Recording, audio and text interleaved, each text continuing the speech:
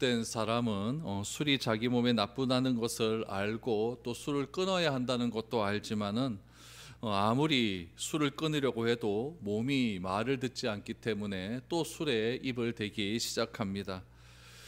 아무리 좋은 음식을 만든다 할지라도 그 음식을 우리가 바르게 보존하지 않는다고 한다면 금방 부패하고 말게 될 것이겠죠. 우리 몸에 상처가 나면 어떻습니까? 그냥 두면 상처난 부분이 썩기 시작하고 나중에는 온몸에 번지고 생명을 살리기 위해서 신체의 일부를 잘라야 할 때 경우도 생기게 됩니다. 우리가 살아가는 이 세상에는 참으로 아름답고 고상한 것들이 참 많이 있습니다. 그러나 아무리 아름답고 고상하다 할지라도 이 세상의 것들은 죄로 인해 부패한다는 사실을 우리는 기억을 해야 됩니다. 결국 아름답고 고상한 부분이 썩고 악취가 나고 오물이 될 수밖에 없는 것이 이 세상의 현실이라는 것이죠. 솔로몬이 하나님으로부터 참 많은 복을 받았습니다. 대표적인 것이 지혜였죠. 또한 솔로몬에게 있어서 가장 큰 복은 또한 성전 건축에 대한 복이었을 것입니다. 성전을 솔로몬이 건축했다고 하는 것은 얼마나 큰 복인지 솔로몬은 알아야만 했습니다. 단지 솔로몬이 성전을 건축했다라고 하는 개념이 천막에 있었던 법궤를 잘 지은 건물으로 옮겼다라고 하는 것으로 생각을 하면은 큰 오산입니다. 성전을 건축했다라고 하는 것은 이스라엘 백성들 가운데 하나님의 임재의 상징이었던 그런 법궤를 늘 언제나 가까이 할 수 있는 기회를 제공했다는 것이고, 또한 그것을 통하여 우리 이스라엘 백성들이 말씀에 충만한 은혜를 받을 수 있는 기회를 제공했다라고 하는 점에서 솔로몬의 성전 건축의 의미를 우리는 알 수 있게 됩니다. 그렇다면 솔로몬이 해야 할 일은 무엇이었냐면은 이스라엘 백성들이 더욱더 말씀 가운데 거하고 또한 말씀 속에서 하나님과의 깊은 만남을 가질 수 있도록 그렇게 애를 쓰고 노력하는 일에 최선을 다해야만 했습니다. 그러나 솔로몬은 자신이 더욱더 나라가 강해지고 부강해지면서 자신에 대한 소문이 많이 나면서 솔로몬이 한 일은 무엇이었냐면은 정략적인 결혼을 통하여서 이웃 국가의 관계를 좋게 하였고, 또한 이웃 국가의 관계를 좋게 함을 통해 외교를 더욱더 잘해서 무역에 흑자를 나게 함으로 더 많은 돈을 더 벌게 하는데 앞장을 섰습니다. 결국 솔로몬이 외교를 위하여서 한 일은 무엇이었냐면 1000명의 아내를 둔 것이었다는 것이죠. 그 1000명의 여인들의 품속에서 헤어나지 못한 솔로몬은 그녀들의 부탁을 거절하지 못했고 결국 그녀들이 가지고 왔던 우상을 받아들이게 되었던 것입니다. 성경은 그 사건을 어떻게 표현하고 있냐면은 솔로몬이 하나님을 향하여 마음을 돌이켰다라고 하는 말로 표현을 하고 있습니다. 하나님을 향하여 마음을 돌이킨 것이 죄라고 한다면 하나님께로 마음을 돌아선 것이 회개입니다. 마음이 하나님께로부터 멀어졌다고 한다면 빨리 우리가 하나님께로 돌이켜 회개해서 하나님과의 관계를 회복하면 하나님께서는 이전의 일들은 다 기억하지 않으시고 또 하나님께서는 우리에게 귀한 은혜를 베풀어 주십니다. 그러나 성경은 우리에게 말을 합니다. 솔로몬에게 하나님께서 말씀을 하셨고 또 2번이나 나타나셔서 솔로몬이 하나님께로 다시 한번 마음을 돌이킬 수 있는 기회를 허락하여 주셨지만 솔로몬은 그것을 거절했다라고 성경은 말을 하고 있습니다. 결국 솔로몬을 향한 징계가 시작이 됩니다. 그 징계는 무엇이었냐면은 솔로몬의 때에 나라가 다 망가지는 것이 아니라 솔로몬 아들 때에 가서 나라가 두동강이가 날 것이다 라고 하는 징계가 이어지게 되는 것이죠. 하나님께서 이렇게 하신 이유는 무엇이냐면 솔로몬의 아버지와 맺었던 다윗과 맺었던 언약을 기억하셔서 솔로몬 때에는 나라가 갈라지는 비극이 일어나지 않을 수 있도록 하나님은 은혜를 베풀어 주셨습니다. 오늘 본문에는 그 다음의 이야기가 소개되고 있습니다. 솔로몬이 이 타락 이후에 어떠한 생각을 가졌는가? 우리 잠언 4장 23절 말씀을 한번 보시기 바랍니다. 잠언 4장 23절 말씀을 보면 모든 지킬 만한 것 중에 더욱 내 마음을 지키라 생명의 근원이 이에서 남이라 라고 했습니다. 중요한 것은 우리의 마음입니다. 우리의 마음이 어디를 향해 있느냐에 따라서 죽고 사는 문제가 갈라지기 때문에 그렇습니다. 하나님께로 마음을 돌이키면 사는 것이고 하나님의 마음이 떠나면 죽고 만다는 이야기입니다. 솔로몬의 마음 가운데 하나님이 떠나게 됩니다. 그래서 하나님은 솔로몬이 마음을 하나님께로 돌이키지 않자 오늘 본문 14절 말씀에 보면은 대적을 일으키셨다라고 소개하고 있습니다. 여러분, 여기서 대적이라고 하는 말이 굉장히 중요합니다. 대적이라고 하는 말의 뜻이 무엇이냐면은 사탄이라고 하는 뜻을 가지고 있습니다. 사탄은 무슨 의미가 있냐면 대적하는 자, 또 회방하는 자, 방해하는 자라고 하는 의미가 있거든요. 그래서 솔로몬의 대적을 하나님께서 사탄으로 묘사했다라고 하는 것은 솔로몬에게 벌어지는 지금 앞으로의 일들이 단순한 외교적인 또 국가적인 문제가 아니라 하나님의 징계라는 사실을 우리에게 알려주기 위해서 사탄을 상징하는 대적이라고 하는 표현을 사용했던 것입니다. 그러면 하나님께서 어떤 대적을 일으켰는지 오늘 한번 살펴보기를 원합니다. 14절 말씀 먼저 보시죠. 여호와께서 에돔 사람 하닷을 일으켜 솔로몬의 대적이 되게 하시니 그는 왕의 자손으로서 에돔에 거하였더라. 솔로몬을 징계하기 위해 일으킨 첫 번째 대적은 에돔 사람 하닷입니다. 여러분, 하닷이라고 하는 말을 잘 아셔야 돼요. 하닷은 사람의 이름이 아닙니다. 하닷이라고 하는 말은 에돔 자손의 왕을 가리키는 대명사입니다. 그래서 우리 애굽의 왕을 가리킬 때도 바로라고 하지 않습니까? 마찬가지로 에돔의 나라의 왕을 가리킬 때는 하닷이라고 하는 말을 이야기하죠. 이 하닷이라고 하는 사람 왕의 자손으로서 에돔에 거주했다라고 이렇게 소개하고 있습니다. 에돔이라고 하는 나라를 좀 알 필요가 있죠. 에돔이라고 하는 나라는 야곱의 맏아들인 에서의 후예입니다. 에서의 후예가 에돔이라고 되죠. 그래서 여러분, 가나안으로 들어가려는 이스라엘 민족을 회방함으로 이스라엘과 에돔 사이에 분쟁이 시작되었습니다. 이스라엘이 출애굽을 한 다음에 가나안 땅에 이제 진격을 해서 이제 거의 다 왔어요. 가 왔는데 그때 에돔 사람의 땅을 지나가야 되는데 에돔 사람이 그 땅을 지나가지 못하게 하죠. 회방을 놓게 됩니다. 그래서 에돔과 이스라엘 간의 분쟁이 그때로부터 시작이 됩니다. 그래서 15절 16절 말씀에 보면 이 하닷이라고 하는 이 인물에 대한 소개가 나오죠. 전에 다윗이 에돔에 있을 때에 군대 지휘관 요압이 가서 죽임을 당한 자들을 장사하고 에돔의 남자들을 다 쳐서 죽였는데 요압은 에돔의 남자를 다 없애기까지 이스라엘 무리와 함께 6달 동안 그곳에 머물렀더라 라고 말합니다. 출애굽을 시작해서 가나안에 들어가기 시작할 때까지 여러 이스라엘과 에돔과의 관계가 좋지 않았습니다. 그러다가 다윗이 통치할 때에 다윗이 군대장관 요압에게 그렇게 에돔을 치라라고 하는 명령을 내리게 되었죠. 그래서 오늘 15절 66절 말씀해 보니까 요압이 에돔의 남자를 다 없애기까지 6개월 동안 머물렀다라고 말을 합니다. 그럼 여러분, 이 에돔의 남자들을 진짜 다 멸했을까요? 이건 조금 과장된 표현이죠. 이거는 군사로 나갈 수 있는 남자를 다 죽였다라고 하는 의미가 담겨져 있죠. 그러니까 그 당시에 군사로 나갈 수 있는 사람은 20세 이상의 남자들 아닙니까? 그 이상의 남자들. 그러니까 에돔이 더 이상 이스라엘을 대적하지 못하도록 이 요압이라고 하는 사람이 6개월 동안 그곳에 머물면서 이 에돔 사람을 다 죽였다라고 말합니다. 이 사건에 대해서 사무엘하 8장에 보면은 이렇게 기록을 하고 있습니다. 사무엘하 8장 13절 14절 말씀을 보시죠. 다윗이 소금 골짜기에서 에돔 사람 18,000명을 쳐 죽이고 돌아와서 명성을 떨치니라. 다윗이 에돔 수비대를 두되 온 에돔에 수비대를 두니 에돔 사람이 다 다윗의 종이 되니라. 다윗이 어디로 가든지 여호와께서 이기게 하셨더라라고 말합니다. 이스라엘과 이 에돔 사이의 이 갈등은 여러분 뭐 출애굽할 때부터 이렇게 갈등이 있었다라고 말을 하지만 더 근원으로 건너가면 어디서부터 나오겠습니까? 에서와 야곱과의 관계로부터 갈등이 시작이 됐겠죠. 그 갈등이 그리고 야곱의 후손이었던 이스라엘 백성들이 가나안으로 들어가려고 진격하는 그 순간에 에서의 후손이었던 에돔 사람들이 그것을 막는 것으로 이게 드러나게 됩니다. 드러남는 그 갈등의 결론이 어떻게 되었느냐? 결국 다윗 때에 가서 에돔 사람 18,000명을 죽이는 그런 아주 참혹한 현장들이 일어나게 되었다라고 말을 하고 있는 것이죠.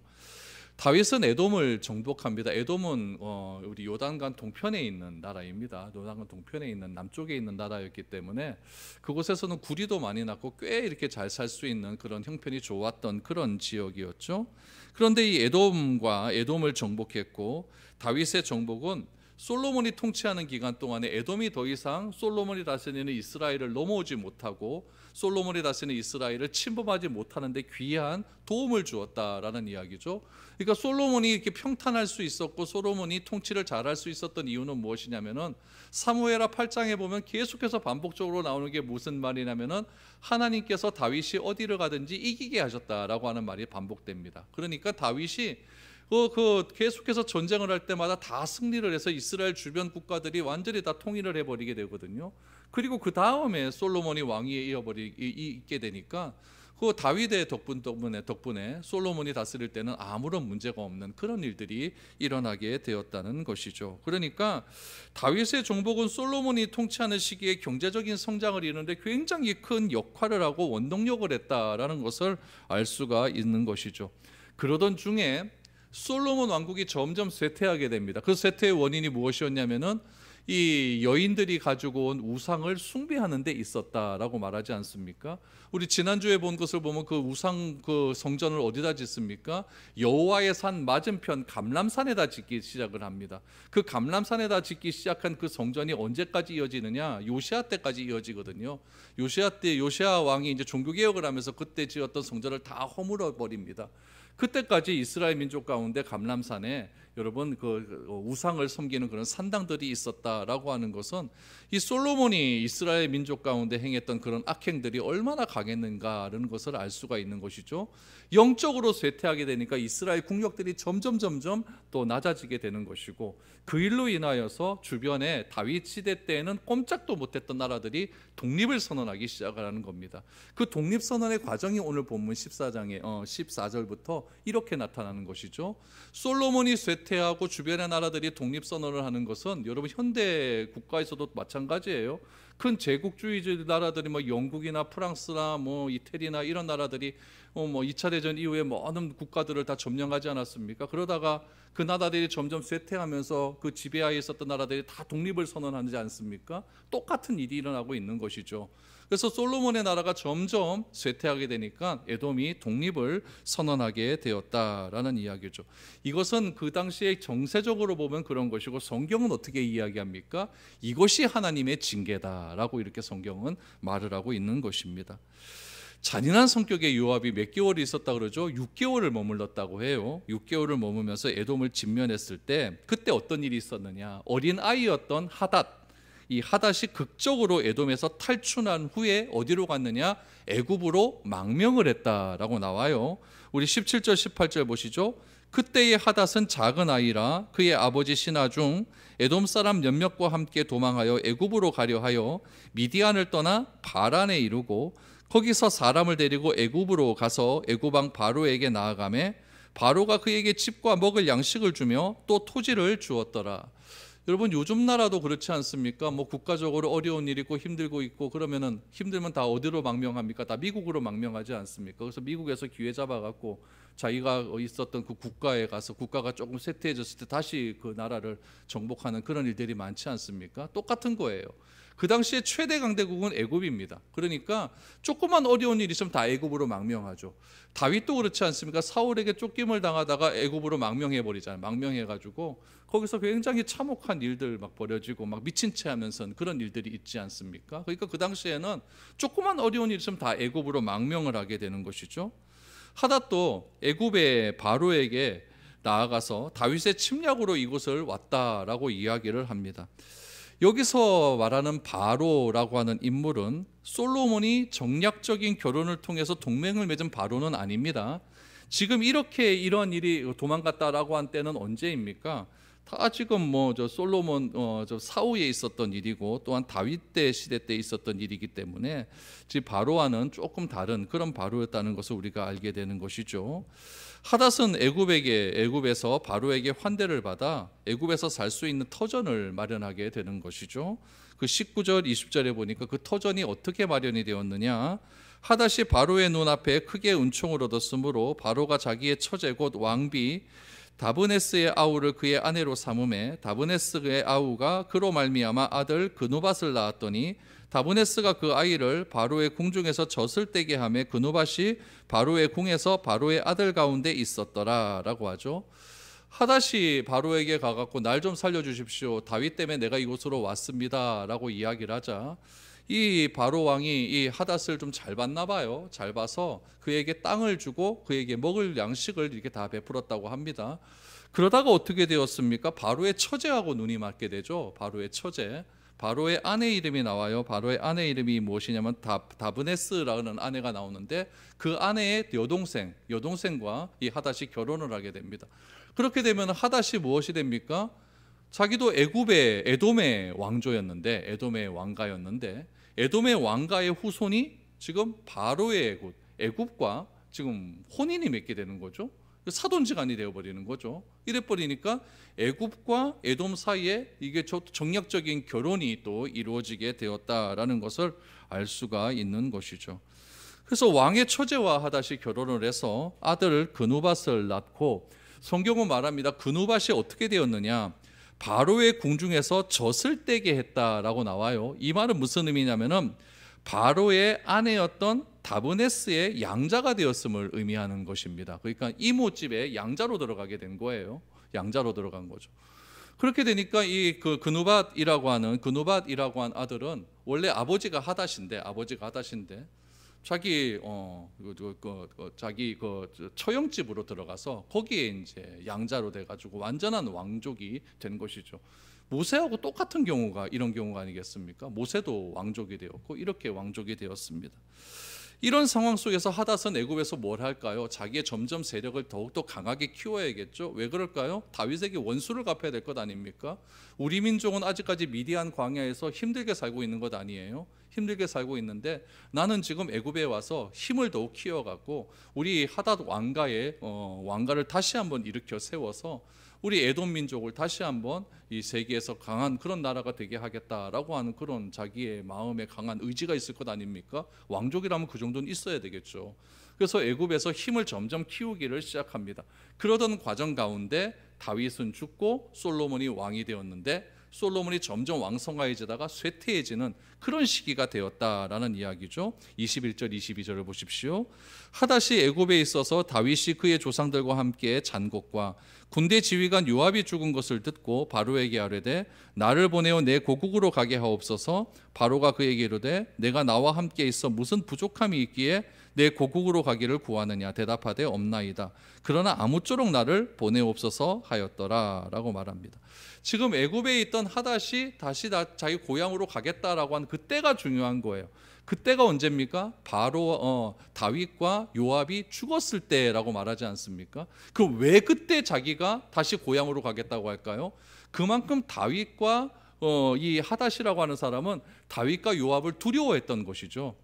자기가 그 요압이 완전히 참혹하게 남자들을 다 죽이는 살육의 현장 가운데서 간신히 도망친 것 아닙니까? 어린 나이였지만 그것을 다 보았다는 이야기예요.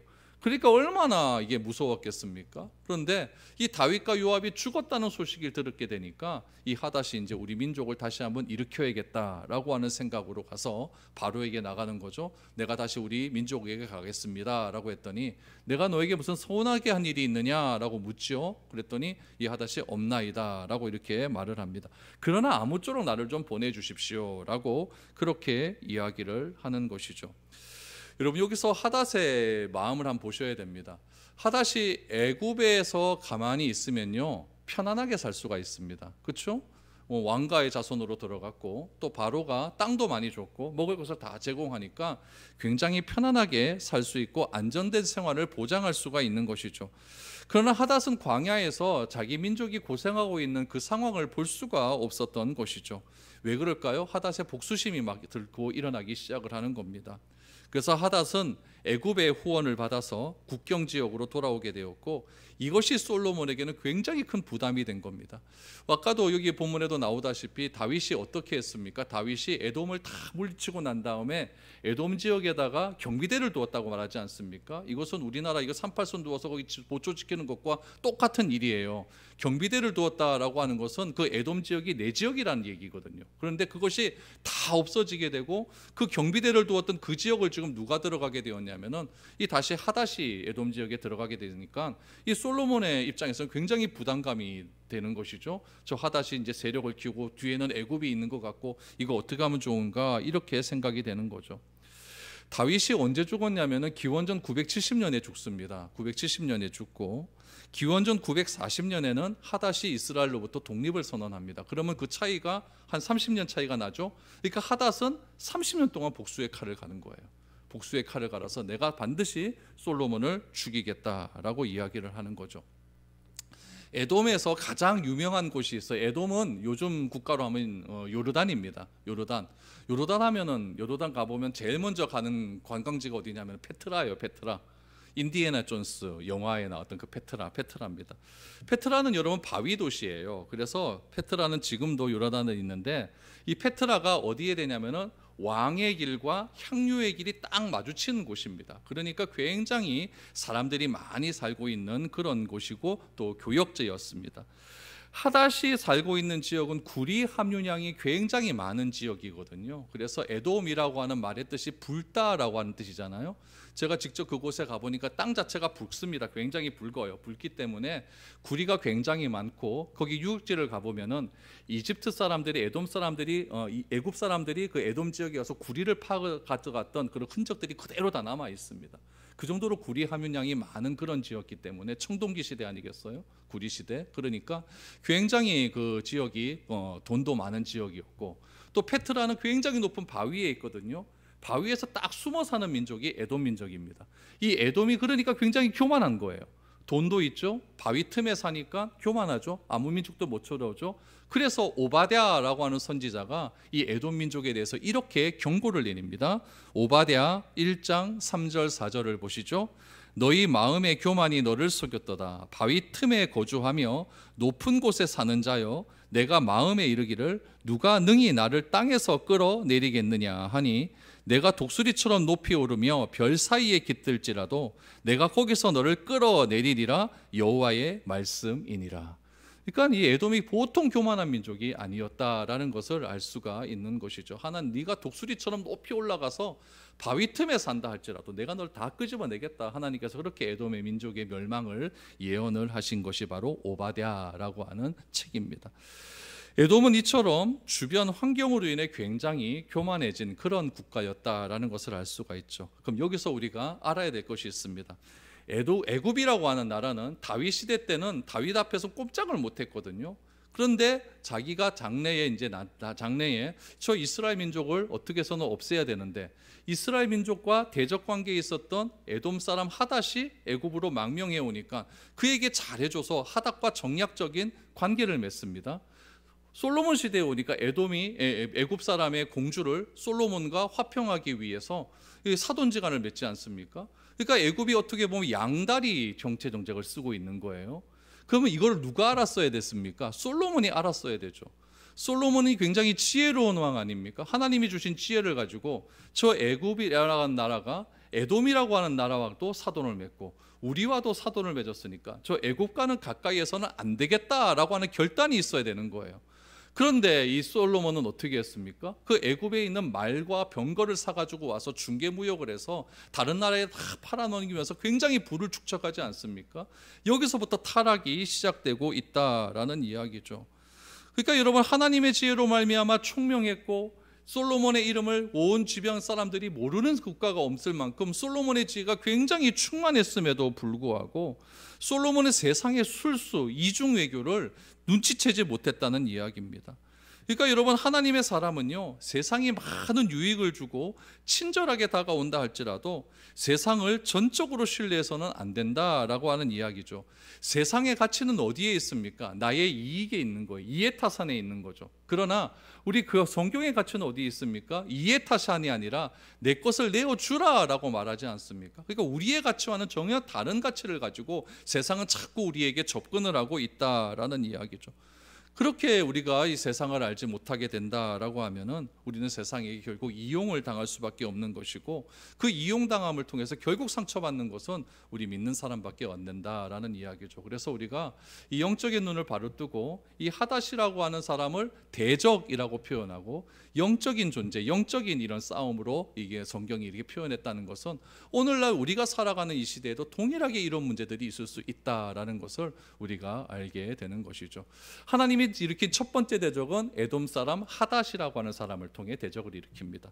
두 번째 대적은 무엇입니까? 수리아라고 하는 나라의 건국을 통하여서 대적이 일어나게 됩니다. 23절, 24절을 보시죠. 하나님이 또 엘리아다의 아들 르손을 일으켜 솔로몬의 대적자가 되게 하시니 그는 그의 주인 소바왕 하닷 에셀에게서 도망한 자라. 다윗이 소바 사람을 죽일 때에 르손이 사람들을 자기에게 모으고 그 무리의 괴수가 되어 다메섹으로 가서 살다가 거기서 왕이 되었더라. 솔로몬의 일평생에 하닷이 끼친 환난 외에 르손이 수리아 왕이 되어 이스라엘을 대적하고 미워하였더라. 하나님께서 솔로몬이 타락하자 또 일으킨 대적은 누구냐? 르손이라고 하는 사람을 일으키십니다. 르손이 누구라고 나오죠? 23절 말씀해 보니까 소바라고 하는 나라에 왕이 있는데 그 왕이 하닷 에셀이라는 왕이에요. 그 왕의 신하였다라고 나와요.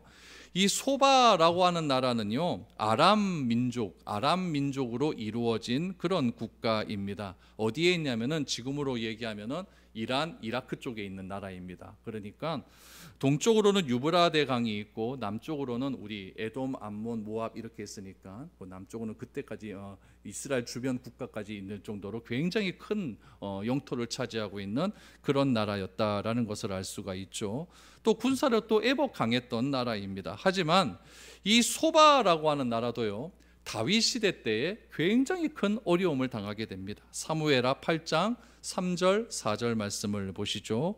르훔의 아들 소바왕 하닷 에셀이 자기 권세를 회복하려고 유브라데 강으로 갈 때에 다윗이 그를 쳐서 그에게서 마병 1700명과 보병 2만 명을 사로잡고 병거 100대와의 말만 남기고 다윗이 그 외의 병거의 말은 다 발에 힘줄을 끊었다라고 나오죠. 그러니까 완전히 멸망을 당한 거예요. 멸망을 당한 거죠.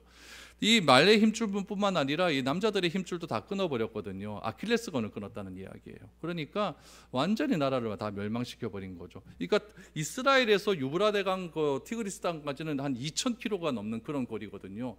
그 지역까지 다윗의 영향력이 있었다는 거죠. 이 말씀 이후에도 나오는 말씀이 무엇이었냐면은 다윗이 어디로 가든지 여호와께서 이기게 하셨다. 그만큼 다윗이 굉장히 큰 능력을 행했다라는 것을 알 수가 있는 것이죠. 다윗 시대 때 이 소바라고 하는 나라도 다윗의 지배하에 있었다라는 이야기죠. 이때 르손이라고 하는 사람이 소바왕 하닷 에셀을 배신하고 사람들을 모아서 다메섹에서 세력을 키워 수리아라고 하는 나라를 일으킵니다. 이 수리아라고 하는 나라는 어디 있냐면은 이스라엘이 있고 이스라엘 북쪽에 있는 시리아 있죠. 시리아 있고 레바논 있고 있지 않습니까? 시리아라는 나라의 조상이 수리아입니다. 그러니까 이스라엘과 북쪽으로 딱 붙어 있다라고 생각을 하면 좋습니다. 이 다메섹은 우리 바울이 가다가 이렇게 만난 곳 아닙니까? 그러니까 이 시리아라고 하는 나라, 북쪽에 있는 나라, 그렇게 생각하면 좋죠. 이 르손 역시 다윗이 왕위에 있었을 때는요, 다윗을 두려워해서 숨도 쉬지 못하는 그런 사람이었습니다. 그런데 똑같아요. 다윗이 죽었다는 소식과 솔로몬의 통치 말기에 이스라엘의 군력이 약해지자 스스로 왕이 되어서 다메섹이라고 하는 그 지역에서 수리아라고 하는 나라를 세우게 되었다라고 성경은 이야기하고 있는 것이죠. 그럼 여러분, 우리가 이제 이유를 알아야 되죠. 왜 이런 일이 일어나게 되었느냐? 그 이유를 우리 사무엘하 7장 14절에서 한번 찾아보겠습니다. 다윗과의 맺은 하나님의 언약이거든요. 나는 그에게 아버지가 되고 그는 내게 아들이 되리니 그가 만일 죄를 범하면 내가 사람의 매와 인생의 채찍으로 징계하려니와 라고 말합니다. 하나님께서 다윗과 다윗 아들에게 아버지가 되겠다. 우리 아버지는 자식이 잘못하면 회초리를 때리지 않습니까? 회초리를 때려서 인생의 채찍으로 때려서 그를 징계하겠다라고 이렇게 하나님께서 다윗과 맺은 언약이 있습니다. 그러니까 여러분, 이 다윗 때에 거의 진멸되었던 에돔과 수리아가 다시 일어나기 시작한 이유는 딱 하나입니다. 솔로몬의 범죄 때문이에요. 이 에돔과 수리아를 하나님께서 무엇으로 만드신 겁니까? 회초리로 만드신 거고 또한 징계의 도구로 삼으신 것입니다. 우리 주변에 나를 음해하는 사람이 만약에 많고 나의 적이 많다고 하는 것은 하나님께서 나를 향하여 채찍을 든 것이 아닌가, 이렇게 한번 생각해 보셔야 됩니다. 반대로 내가 참 주변 사람들로부터 인정을 받고 화평 가운데 있다면 내가 하나님께 묶여있는 그런 사람이 되었구나라고 이렇게 생각을 해도 좋을 것 같습니다. 하나님께서 때를 따라서 나를 연단할 때는요, 사람을 사용하셔서 채찍으로 사용하실 때도 있습니다. 자꾸 나를 괴롭히는 거죠. 내가 뭘 하려고 할 때마다 방해를 하는 거죠. 내 자식을 괴롭히고, 우리 부모를 괴롭히고, 나를 괴롭히고, 내가 뭘 하려고 하면 자꾸 방해를 놓고, 이것이 어떻게 보면은 인생의 채찍이 될 수도 있다라는 이야기죠. 하나님의 사람이 죄를 지으면은요, 여러분, 약해지게 되어 있습니다. 그러면 숨어 지내던 적들이 자꾸만 일어나게 됩니다. 솔로몬이 강했을 때는 다 솔로몬을 다 이렇게 지켜 세우지 않습니까? 근데 솔로몬이 죄를 지어 약해지니까 숨어 있던 적들이 막 들고 일어나지 않습니까? 오늘도 나온 두 명의 대적들이 막 일어나지 않습니까? 하나님은 솔로몬의 범죄에 대한 징계의 수단으로 대적을 제기할 수 있도록 그렇게 허락하신 것입니다. 악한 자도 하나님의 손에 사용되는 도구가 될 수 있는 것입니다. 여러분, 이스라엘 백성들이 바벨론에 있다가 애굽으로 이제 이스라엘로 되돌아오지 않습니까? 그때 고레스 칙령에 의해서, 고레스라고 하는 사람의 칙령에 의해서 이스라엘이 회복하게 됩니다. 그때 고레스를 성경은 뭐라고 이야기하냐면은 메시아라고 표현을 합니다. 어떻게 이방 나라의 왕을 메시아라고 표현할 수가 있을까? 하나님은 이방 나라의 왕도 그 메시아로 만들어서, 메시아가 죄에서 구원할 자라고 하는 뜻이니까 이방 사람을 사용하셔서 우리 민족을 구원하게 하실 수 있는 그런 능력이 있는 그런 분이다라는 것을 알 수가 있는 것이죠. 이 세계에 일어나는 모든 역사들이 우리가 다시 한번 우리가 영적인 눈으로 바라보게 되면은 하나님을 믿는 우리가 어떠한 잘못을 저질렀길래 숨어있던 그런 적군들이 자꾸만 일어나서 우리를 대적하는가, 다시 한번 생각해 봐야 된다는 이야기죠. 그래서 환난은, 나에게 일어나는 환난은 때때로 하나님께서 하나님의 백성을 죄에서 돌이키게 하기 위해서 우리를 사용하시는 채찍과도 같다라고 우리가 기억을 해야 됩니다. 그래서 그리스도인의 삶에서 일어나는 다양한 어려움을 하나님 앞에서 우리가 진지하게 생각할 것은 나의 삶을 반성하고 회개하는 기회로 삼아야 그 일들이, 나에게 일어나는 고난과 고통들이 여러분 말씀 가운데서 해석되고 내가 인정할 수 있는 길이 되는 것이지, 하나님께 원망과 불평한다고 이런 일들이 해결되는 것은 아니다라는 이야기입니다. 하나님을 향해 내가 돌아서게 되면 하나님도 나를 향해 돌아서시는 분이십니다. 내가 돌아서지 않으면 하나님께서는 어떠한 수단과 방법을 사용하서라도 나를 돌아서게 만들어 버리십니다. 우리가 하나님의 말씀을 세상을 살아가는 기준으로 살아가야 되는 이유는 성경에는 구원의 지혜가 있고 우리는 전적으로 부패한 사람이기 때문에 그렇습니다. 야고보서는, 야고보 사도는 말합니다. 악은 모양이라도 버리라고 하는 성경의 말씀을 우리는 잘 기억해야 됩니다. 우리가 좀 덜 성공하고 덜 유명해져도 하나님 앞에서 묵직하게 뚝배기처럼 살아가는 것이야말로 진정한 하나님께서 원하시는 그런 삶이지, 내가 성공하고 내가 더 유명해지기 위해서 하나님을 버리고 하나님이 원하시는 방향으로 가지 않는 일은 우리가 다시 한번 기억하고 생각해 봐야 될 그런 문제라는 것을 알게 됩니다.